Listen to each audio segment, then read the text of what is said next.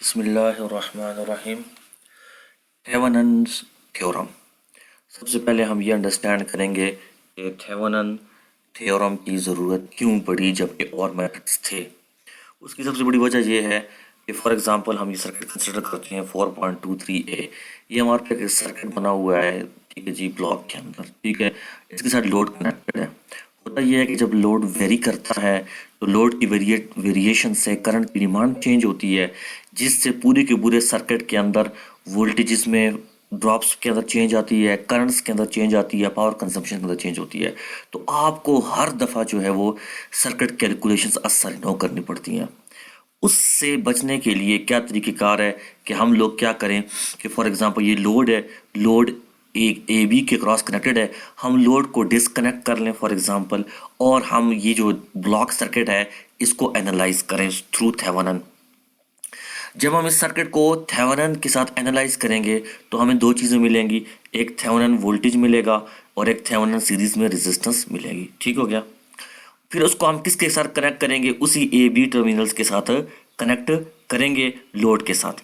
अब load very भी होता है तो हमारे पास सिंपल सीरीज सर्किट बना हुआ है, तो जब लोड या रेजिस्टर की वैल्यू चेंज होती है तो I is equal to R V divided by R plus R T H. तो आर वेरी करते जाओ, आई खुद ब खुद चेंज होता जाएगा। तो ये एक सर्किट एनालाइज करना बहुत आसान है। लेकिन ये जो सर्किट ऊपर है, कॉम्प्लिकेटेड सर्किट है ब्लॉक के अंदर, फिर उसके साथ लोड डायरेक्टली लगा हुआ है और फिर उसकी वेरिएशन से अंदर चेंजेस आ रही हैं, तो इसको एनालिसिस करना ज़रा डिफिकल्ट है। तो उस एनालिसिस से बचने के लिए हमारे पास ये शॉर्ट कह सकते हैं आप, शॉर्टकट है, मेथड है, जिसे कहते हैं थेवेनिन थ्योरम। अब हमने ये देखना है कि थेवेनिन थ्योरम के अंदर कौन सी दो रिक्वायरमेंट्स हैं, पहली बात, और थेवेनिन थ्योरम के अंदर कौन से दो केसेस हैं। सबसे पहली चीज़ हम जो देखेंगे वो ये है कि थेवेनिन थ्योरम के अंदर सबसे पहली चीज़ जो दो रिक्वायरमेंट्स हैं वो हैं, जो रिक्वायरमेंट्स हैं, एक थेवेनिन रेजिस्टेंस है आरटीएच और दूसरी क्या है, थेवेनिन वोल्टेज वीटीएच। ये है वीटीएच और ये है आरटीएच। ठीक हो गया। अब हम अगले बात देखेंगे वो ये क्या कि थेवेनिन वोल्टेज को कैसे कैलकुलेट करते हैं और थेवेनिन रेजिस्टेंस को कैसे कैलकुलेट करते हैं। ये हमारे पास लोड डिस्कनेक्टेड है, मैंने पहले कहा था। ठीक हो गया। A B open circuit voltage है, ए बी के क्रॉस जो वोल्टेज है क्या है, open circuit voltage V O C. इस ओपन सर्किट वोल्टेज को हम क्या लिख सकते हैं, Thevenin voltage V T H. ठीक हो गया। और ये जो ए बी टर्मिनल्स हैं इसको हम लिख सकते हैं R input, looking from left to the right. अब ये देख लें एरो की तरफ, कर्सर के एरो की तरफ, looking from left to the right. मेरा देखूं कर्सर कनेक्टेड है कि नहीं, कर्सर कनेक्टेड है। From left to the right, left to the, looking back from the left side, left side से देखते हुए राइट की तरफ आए, एरो बना हुआ है। तो हमारे पास यहाँ से ए बी के टर्मिनल से हमने क्या कैलकुलेट करना है, आर टी एच। वो आर टी एच किसके बराबर होगा, आर इन के, टोटल इनपुट रेजिस्टेंस। अब एग्जाम्पल से भी एक्सप्लेन हो जाएगा और कैसे इसको एनालाइज करते हैं। उससे पहले दो बातें बड़ी हैं, जो मैंने कहा था दो केसेस हैं।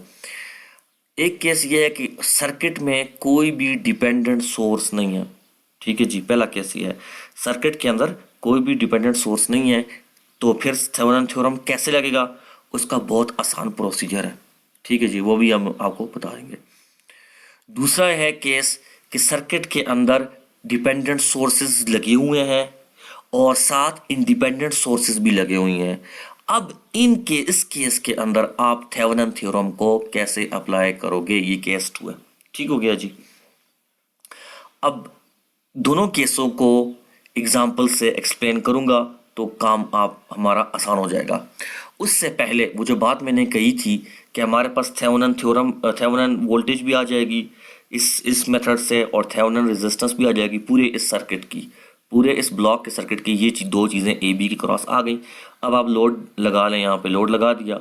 अब आर एल की वैल्यू जो भी चेंज करो इससे फ़र्क नहीं पड़ेगा, क्योंकि आई एल डायरेक्टली आप कैसे निकाल सकते हो, I L is equal to V T H divided by R T H plus R L 4.8 ए।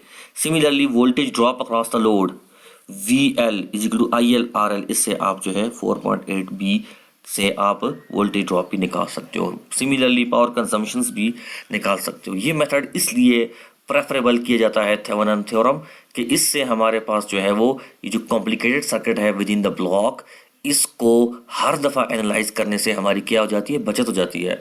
वरना हम क्या करेंगे, एक बार आरएल की वैल्यू चेंज हुई, दोबारा देखो पूरे सर्किट को कनेक्टेड पैरेलल सीरीज सब कुछ डेल्टा स्टार जो कुछ भी है, फिर देखो, फिर करो, फिर करो, फिर करो, तो वही बार बार डिपेंडेंट है, इंडिपेंडेंट है। It's a very difficult job. उस जॉब से बचने के लिए ए बी की क्रॉस हमने थेवेनिन बना दिया कोवेलेंट, बस दैट्स इट, और हमने लोड डायरेक्टली कनेक्ट कर लिया।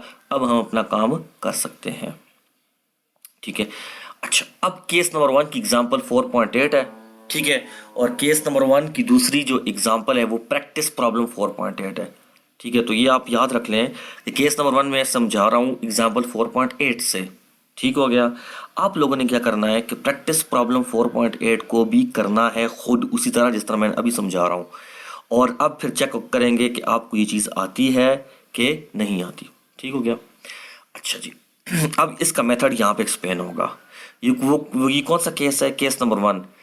केस नंबर 1 कौन सा केस था, वो केस था जिसमें सर्किट में कोई भी डिपेंडेंट सोर्स नहीं है। ये देखें यहाँ इंडिपेंडेंट सोर्सेस, इंडिपेंडेंट सोर्सेस, यहाँ पे कोई भी डिपेंडेंट नहीं है, और वो क्या कह रहे थे, थेवेनिन थ्योरम लगाओ अक्रॉस किस पे, ए बी पे। तो मैंने कहा था ये लोड हम हटा देंगे, ये वेरिएबल है, हर दफ़ा नहीं कैलकुलेशंस कर सकते, इसको डायरेक्टली हटा देंगे। अच्छा, ठीक है जी।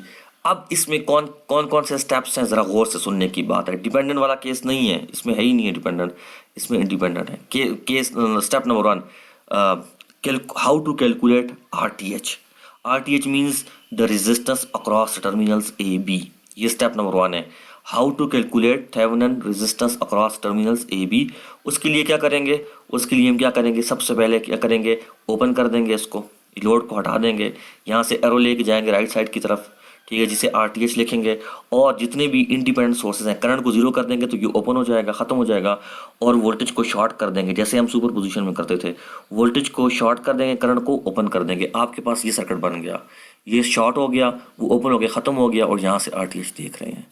अब वेरी सिंपल सर्किट बन गया, सीरीज पैरेलल 412 पैरेलल में, सीरीज में क्या है 1 है, आंसर आगे 4 ओम, 5 मार्क्स आपको मिल जाएंगे आराम से। ये आपका एक स्टेप खत्म। दूसरा क्या कहता है कि कैलकुलेट VTH, यहाँ पे उसने कहा थेवेनिन इक्विवेलेंट सर्किट। थेवेनिन में एक तो RTH होता है और दूसरा क्या होता है, VTH। तो VTH निकालने के लिए फिर वही तरीका, इस दोनों को ओपन कर दो, ओपन कर दिया, ठीक है जी, और यहाँ पे प्लस और माइनस लगा के आप लोग वोल्टेज लिख लो, प्लस और माइनस AB के क्रॉस वोल्टेज लिख ली, और आप लोगों ने सर्किट दोबारा बना लो। सर्किट हमने दोबारा बनाया, दो लूप्स हैं, हमने एक को I1 ले लिया, एक को I2 ले लिया, ठीक हो गया। जब हमने I2 लिया तो हमने देखा कि I2 तो डायरेक्टली यही फ्लो कर रहा है नीचे की तरफ, और 2 एम्पियर ऊपर की तरफ, तो ये आपस में ऑपोजिट हुए, तो I2 is equal to opposite में -2 एम्पियर हो जाएगा, डायरेक्टली आंसर आ जाएगा। I2 is equal to -2 ampere, ठीक है जी, डायरेक्टली आ जाएगा, करने की जरूरत नहीं है। आगे आता है जी, अब ये प्लस माइनस VTH, तो ये वोल्टेज आपने कैलकुलेट करनी है। ये अब यहाँ पे रेजिस्टर क्या लगा हुआ है, आगे ओपन के साथ लगा हुआ है, तो it does not make any sense. ये रेजिस्टर लगा रहने दो तो भी ठीक है, इसको हटा दो, इस रेजिस्टर की तुक नहीं बनती यहाँ पे, क्योंकि ये ओपन है तो कोई फर्क नहीं पड़ता। अब VTH कहाँ पे होगा, VTH ये वोल्टेज है जो AB की क्रॉस आ रही है, ये वही वोल्टेज पैरेलल में है जो इधर है और जो इधर है, ये पूरा एक ही नोड है, ये पूरा का पूरा एक ही नोड है, तो यहाँ पे VTH सेम एग्जिस्ट करती है, ठीक है जी।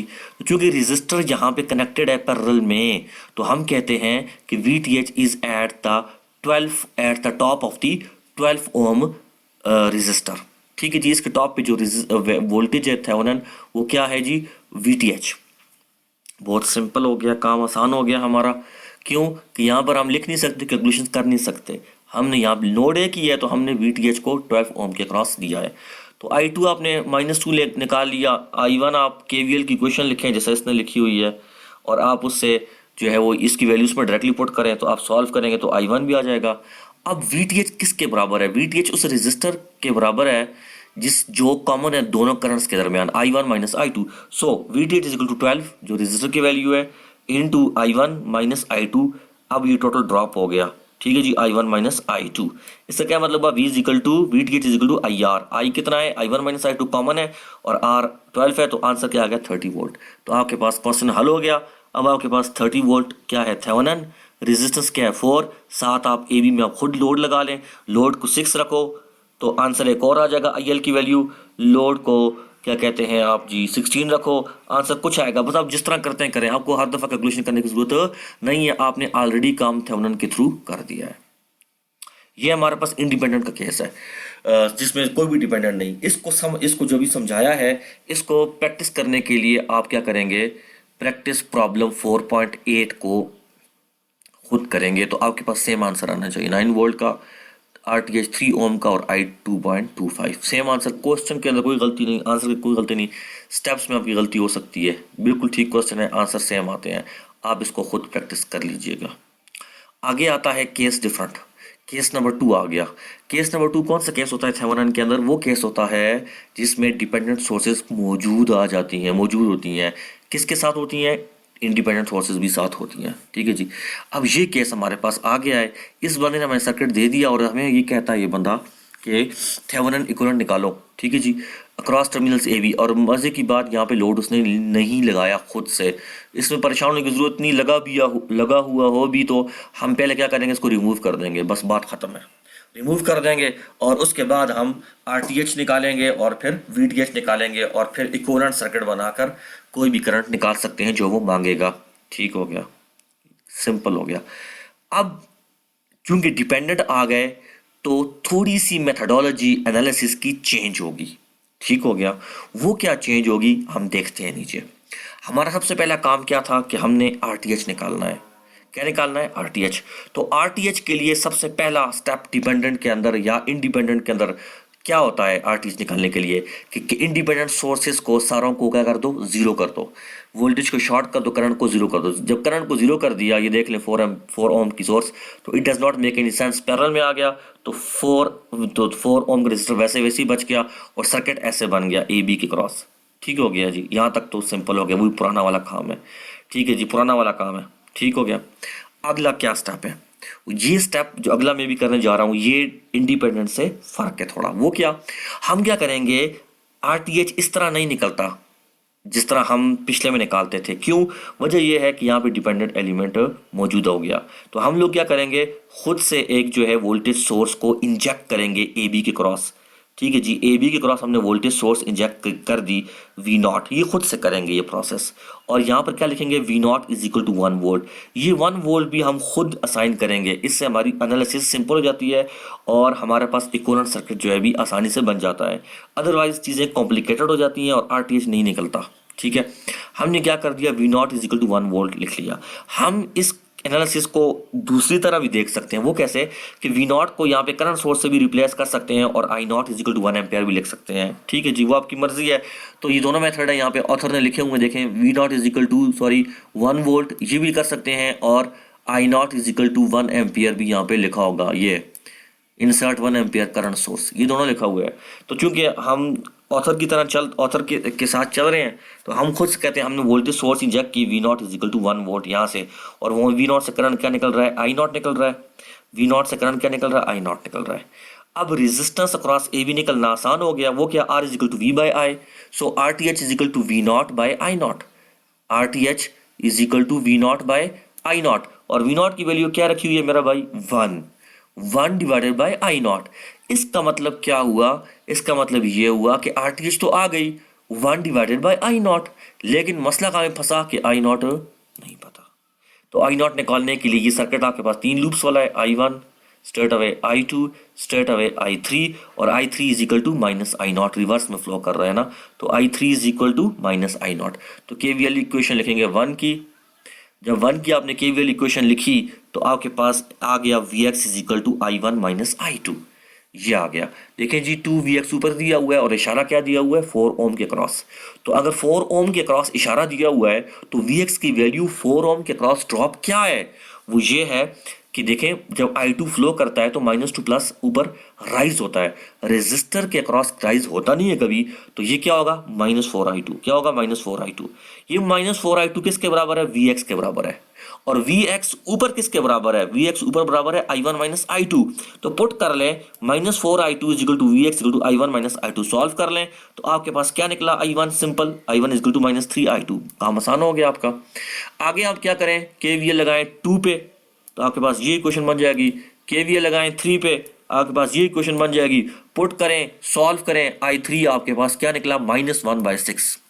तो आपको मैंने पहले कहा था I0 is equal to -I3, तो ये माइनस और ये ऊपर वाला माइनस आपस में क्या हो जाएंगे, प्लस, तो 1/6 हो जाएगा। ठीक हो गया। अब RTH की वैल्यू क्या थी, V0/I0, तो V0 कितना था 1 और I0 कितना है 1/6, ऊपर जाके 6 ओम बन जाएगा। तो आपका आधा क्वेश्चन हल हो गया। आगे क्वेश्चन कहां पर मसला फंस गया, अगला स्टेप क्या था, अगला स्टेप ये था कि AB को ओपन रहने दो, प्लस माइनस VTH लिखो या ओपन सर्किट वोल्टेज लिख लो AB क्रॉस, और एनालिसिस के मेथड लगा के आपने यहाँ पे AB निकालनी है। I1 लगा लिया, I2 निकाल लिया, I3, IX, IY, IZ, जो आप जिस तरह आसानी होती है ABC भी कर सकते हैं। तो अब देखें कि AB के क्रॉस जो रेजिस्टेंस सॉरी वोल्टेज है 2 ओम, फिर ओपन में 2 ohm does not make any sense, हटा दो इसको, बात खत्म है, लगे रहने दो, तो कंसिडर ना करो, तो बात एक ही है। ओपन में करंट फ्लो नहीं करता तो रेजिस्टर में ड्रॉप 0 होगा। तो क्या होगा, ये AB वो वोल्टेज है, थेवेनिन वोल्टेज, जो किधर आ रही है, एग्जैक्टली इधर आ रही है, देख लें आप, 6 ओम के रेजिस्टर के क्रॉस आ रही है, 6 ओम के रेजिस्टर के क्रॉस आ रही है। तो मैं लिख सकता हूं VTH is equal to the voltage drop across the 6 ohm resistor. ठीक है जी, और 6 ओम रेजिस्टर है। ठीक हो गया। अब क्वेश्चन जरा मैंने गौर से देखा आगे, अब मैं KVL लगाने लगा हूँ 1 पे देखा तो 5 फ्लो कर रहा है, तो उसका मतलब है इन द सेम डायरेक्शन ऊपर की तरफ, तो I1 is equal to 5, I1 is equal to 5 मैंने डायरेक्टली निकाल दिया। अब क्या करना है, I2 पे लगाना है। I2 पे क्या है, रेजिस्टर कॉमन है, कौन सा 4, उस पे I2 माइनस I1 4 हो जाएगा, और एनालिसिस करेंगे ये जी I2 माइनस I1 4 वाला, ये इक्वेशन लिख लेंगे। ठीक है जी, और फिर हम क्या करेंगे, हम क्या लिख लेंगे, I2 की भी लिख ली, फिर हम I3 की इक्वेशन लिख लेंगे, ये इक्वेशन I3 की लिख ली, इक्वेशन I3 की लिख ली, ये VTH भी है, अप्लाइंग मैश एनालिसिस, ये तो I1 लिख ली, ये इसने हमारे पास KVL की लूप 2 की लिखी है इक्वेशन। ठीक है जी, और फिर हमारे पास इक्वेशन 3 की ये होगी, ये इक्वेशन जो कॉमन बन रही है। और अगर मैं देखूं इसकी इक्वेशन को कि ये इक्वेशन इसने कैसे लिखी है ताकि हमारा काम आसान हो, लेट्स सी, चलो उसको भी देख लेते हैं कि -2VX plus 2I3 minus I2, -2VX, ये ज़रा देखना है इसको। ये I1 तो आ गया, I1 का तो आप लूप कंसिडर नहीं करें, I2 भी चलते हैं जी, I2 पे, I2 भी चलते हैं। तो I2 क्या हो गया, -2 प्लस राइज, क्या हो गया, -2 प्लस राइज, तो -2 प्लस राइज क्या हो गया, रेजिस्टर ड्रॉप, राइज होता नहीं है तो -VX हो जाएगा। ठीक है जी, -VX हो जाएगा। आगे क्या हो जाएगा, +2 है, कॉमन है, तो I2 minus +2 I2 minus I3 हो जाएगा। और यहाँ पे क्या, ये एक रेजिस्टर है, कोई कॉमन नहीं है, ओपन है, +6 I2 इज इक्वल टू 0 हो जाएगा। और VX की वैल्यू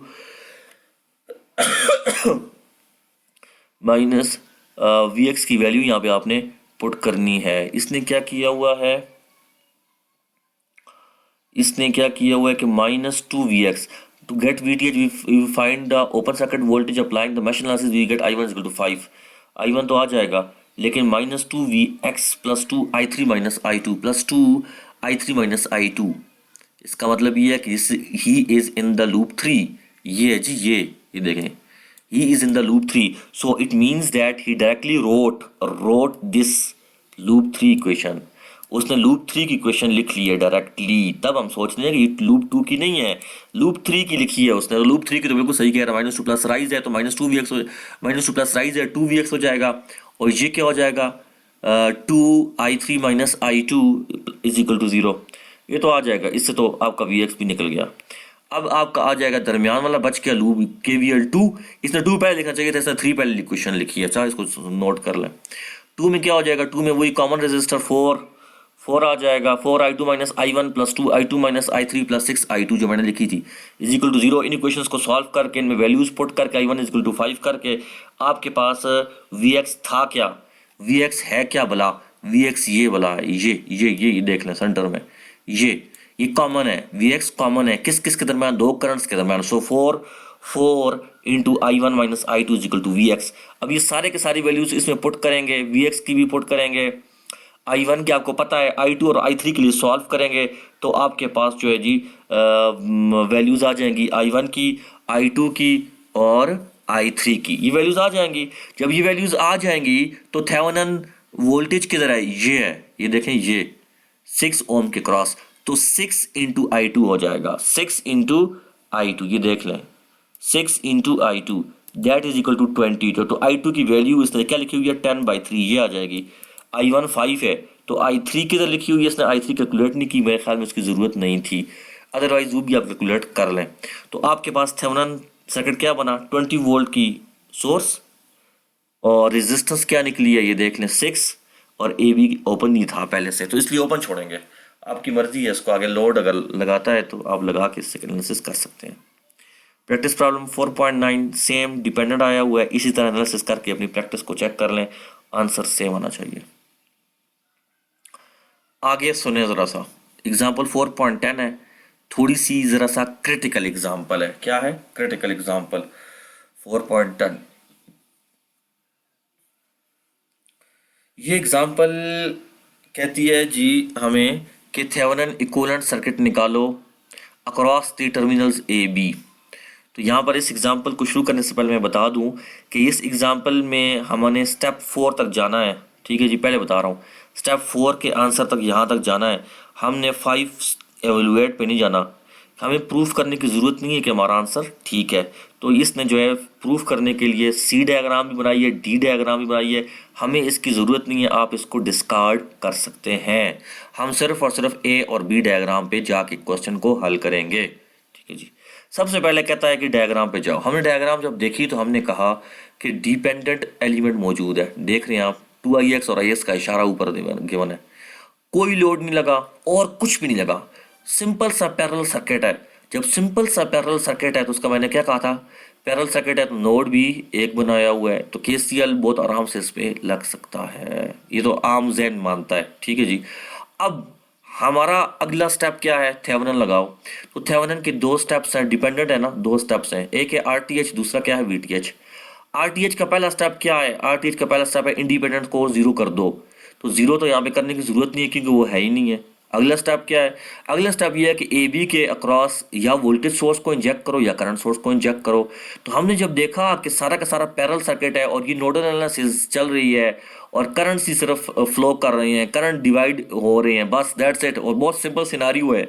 इसको देखते हुए हमने खुद से करंट सोर्स इंजेक्ट किया है 1 ओम 1 एम्पियर की आई नॉट, किसके क्रॉस, ए बी के क्रॉस, खुद से इंजेक्ट कर दी। आई एक्स वैसे का वैसे ही था। अब V A B V A B ठीक है जी, आई नॉट जो फ्लो कर रहा है तो आई नॉट इज आउटपुट करंट, ठीक है जी, आउटपुट करंट है ए बी क्रॉस, तो इसके क्रॉस जो है कुछ आउटपुट करंट है तो वोल्टेज भी होनी चाहिए जो ड्रॉप हो, तो आई नॉट की जगह वी नॉट भी होना चाहिए। तो वी नॉट जो इसने दिया हुआ है that is V not across the 4 ohm resistor, V not across the 4 ohm resistor, और आई एक्स किधर दिया हुआ है 2 ओम से ऊपर जा रहा है करंट, तो यहाँ पे वी नॉट नहीं आएगा, ये तो इसने इसका इशारा दिया हुआ है कि आई एक्स यहाँ से फ्लो करेगा ऊपर की तरफ, ग्राउंड से ऊपर की तरफ फ्लो कर रहा है, तो ये गलत है, because against the passive sign convention towards the ground होना चाहिए, तो माइनस जरूर कहीं ना कहीं यहाँ पे आएगा। ये बगैर सॉल्व की हम अपने जहन से कह रहे हैं कि यहाँ पे माइनस आएगा करंट के साथ, ठीक हो गया।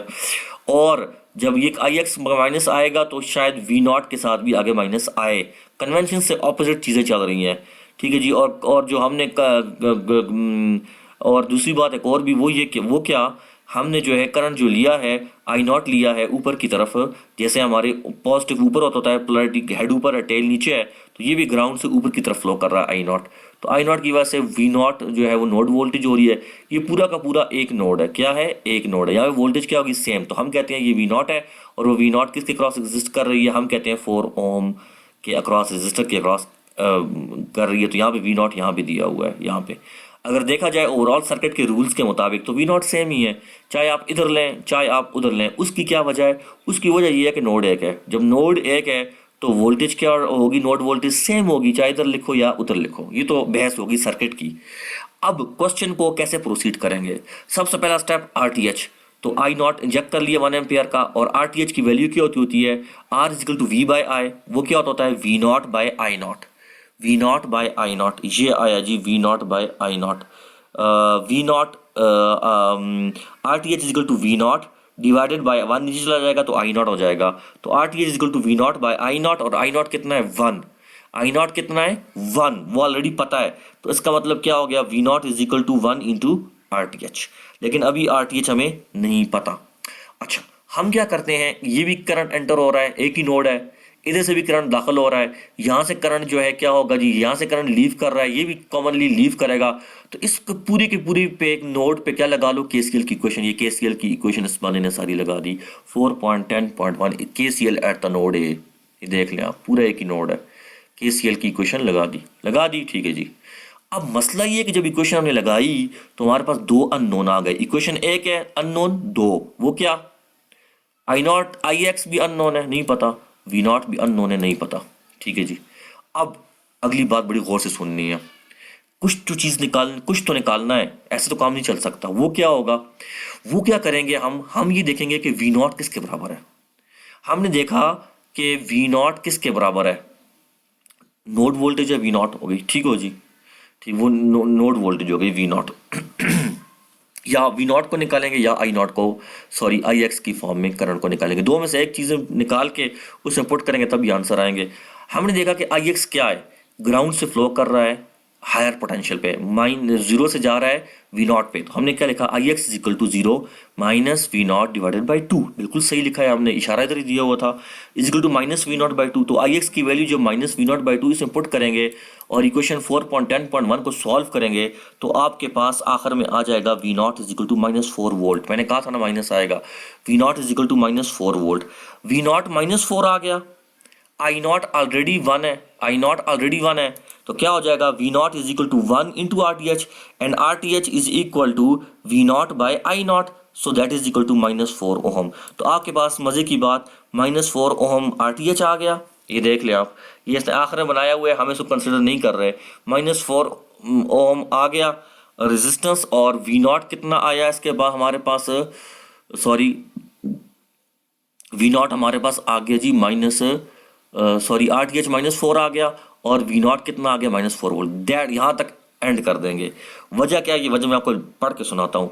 The negative values of the resistance tells us that according to the passive side convention the circuit in A is supplying power. ठीक है जी, ऐसा होता नहीं है। Of course the resistance can not supply power, जो मैंने बताया था, it is dependent source that supplies the power. This is an example of how dependent source and resistors could be used to simulate a negative resistance।